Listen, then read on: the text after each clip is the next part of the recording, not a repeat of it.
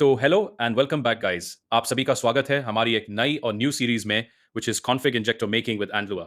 इस पूरी सीरीज में हम स्टेप बाय स्टेप सीखेंगे कि एक वर्किंग इंजेक्टर कैसे बनाया जाता है। लेकिन आगे बढ़ने से पहले छोटा सा एक प्रमोशन कर लेता हूं। अगर आप में से किसी को एफ मॉड मेकिंग सीखना है, वो भी कंप्लीट बेसिक से लेकर एडवांस लेवल तक और हर चीज की डीप एक्सप्लेनेशन के साथ, तो आप मुझे मेरे टेलीग्राम पर मैसेज कर सकते हैं। लेकिन एक बात क्लियर कर दूं, यह पेड कोर्स है, फ्री नहीं है। इसका प्राइस है 499 रुपीज और यह फिक्स प्राइस है। अगर आप सच में सीखना चाहते हैं तो टेलीग्राम पर मैसेज कर सकते हैं। अब वापस आते हैं अपने मेन टॉपिक पर। इस सीरीज में हम जो इंजेक्टर बनाने वाले हैं वह रूटेड डिवाइसेस पर वर्क करेगा।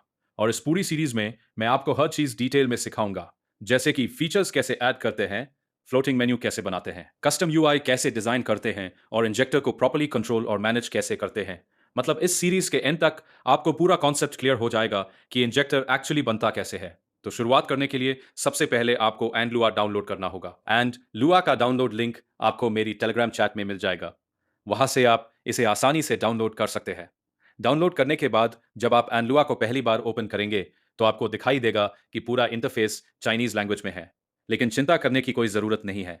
नीचे एक प्रोफाइल का आइकॉन दिखाई देगा, उस पर टैप करना है। टैप करने के बाद थोड़ा सा वेट करें और आपकी सेटिंग्स ओपन हो जाएंगी। अब सेटिंग्स के अंदर सबसे नीचे तक स्क्रॉल करें, वहां आपको सन का एक आइकॉन दिखाई देगा। उस सन आइकॉन पर टैप करें। अब एक बार फिर ऊपर आएंगे तो आपको एक और सन आइकॉन दिखाई देगा। टैप ऑन इट, आपके एंडलुआ का लैंग्वेज इंग्लिश में चेंज हो जाएगा। अब प्रोजेक्ट बनाने के लिए आपको नीचे बीच में एक प्लस आइकन दिखाई देगा, उस पर टैप करो। यहां से पहले टेम्पलेट को डिफॉल्ट टेम्पलेट के रूप में सिलेक्ट करो। अपने प्रोजेक्ट का नाम और पैकेज का नाम लिखें और फिर क्रिएट पर टैप करो। टैप करने के कुछ ही सेकंड में प्रोजेक्ट अपने आप खुल जाएगा। अब देखो, हमें अभी मेन डॉट लुआ को देखना भी नहीं है। इसमें क्या लिखा है सब इग्नोर करो और जो मैं करूंगा वही करना। ठीक, अभी मेन डॉट लुआ में कुछ भी मॉडिफाई नहीं करना है। सबसे पहले हम लेआउट वाली फाइल को ओपन करेंगे। अब देखो, इसमें जो भी कोड लिखा है उसको लात मार के रिमूव कर दो। सबसे पहले हम कर्ली ब्रैकेट ओपन करते हैं। यह बेसिकली एक लेआउट ब्लॉक को रिप्रेजेंट करता है। लुआ में यूआई कंपोनेंट्स को टेबल स्ट्रक्चर में डिफाइन किया जाता है। Linear layout. अब हम लिखते हैं linear layout. Linear layout Android का एक यूआई कंटेनर होता है जो अंदर के एलिमेंट्स को लिनियरली अरेंज करता है। मतलब एलिमेंट्स या तो वर्टिकल डायरेक्शन में लगेंगे या हॉरिजॉन्टल डायरेक्शन में। Layout with equals match parent. अब हम डिफाइन करते हैं लेआउट विथ। ये बताता है कि लेआउट की विथ कितनी होगी। यहां हमने लिखा है मैच पेरेंट, मतलब ये लेआउट पूरी स्क्रीन की विथ ले लेगा।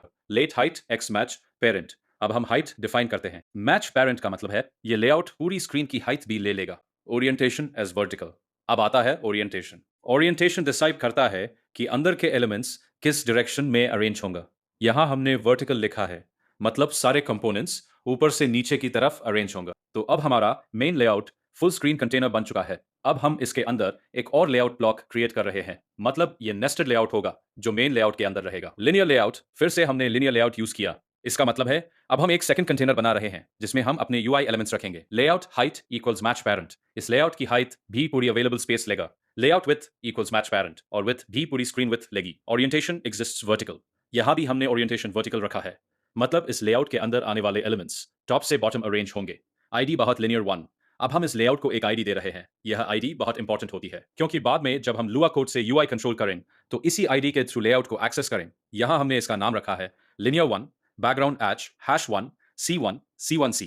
अब हम लेआउट का बैकग्राउंड कलर सेट कर रहे हैं। यहां जो नंबर 1 C1 C1C है, यह एक डार्क कलर हेक्स कोड है, मतलब हमारा यूआई अब डार्क थीम में दिखाई देगा। अब हम इसके अंदर एक और लेआउट क्रिएट करने वाले हैं, यानी यह लेआउट हेडर सेक्शन के लिए होगा। लीनियर लेआउट, फिर से लीनियर लेआउट। इस बार हम इसे टॉप बार या हेडर की तरह यूज करेंगे। ID user linear 2। अब हम इसे आईडी दे रहे हैं लीनियर 2, ताकि बाद में अगर हमें इस हेडर को मॉडिफाई करना हो तो हम इसे इजीली टारगेट कर सकें। Layout height of wrap content. यहाँ हाइट हमने रैप अंडरस्कोर कंटेंट रखी है। इसका मतलब है लाइट उतनी ही हाइट लेगा जितना कंटेंट उसके अंदर होगा। Layout with is was match parent. With फिर से फुल स्क्रीन रखी गई है, मतलब हेडर पूरी विड्थ में फैलेगा। Orientation is horizontal. अब ओरिएंटेशन हमने हॉरिजॉन्टल कर दिया। इसका मतलब है अब जो भी एलिमेंट्स इसके अंदर आएंगे वो लेफ्ट से राइट अरेंज होंगे।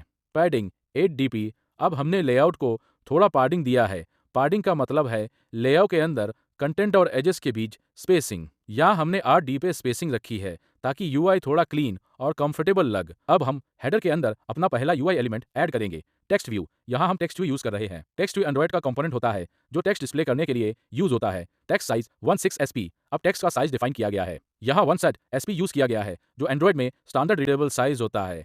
Light height equal wrap content, height उतनी ही होगी जितनी टेक्स्ट को जरूरत है। टेक्स्ट कलर व एफ। अब टेक्स्ट का कलर सेट किया गया है। एफ का मतलब है pure white colour. Dark background पर वाइट टेक्स्ट बहुत क्लीन दिखाई देता है। टेक्स्ट वाइए रिश्ना। अब यहाँ हम एक्चुअल टेक्स्ट डिस्प्ले कर रहे हैं। यह हमारे इंजेक्टर का टाइटल होगा। आईडी, अब इस टेक्स्ट व्यू को भी एक आईडी दी गई है ताकि बाद में अगर हम इनर टेक्स्ट चेंज करना हो या एनिमेशन लगानी हो तो हम इसे इजीली एक्सेस कर सकें।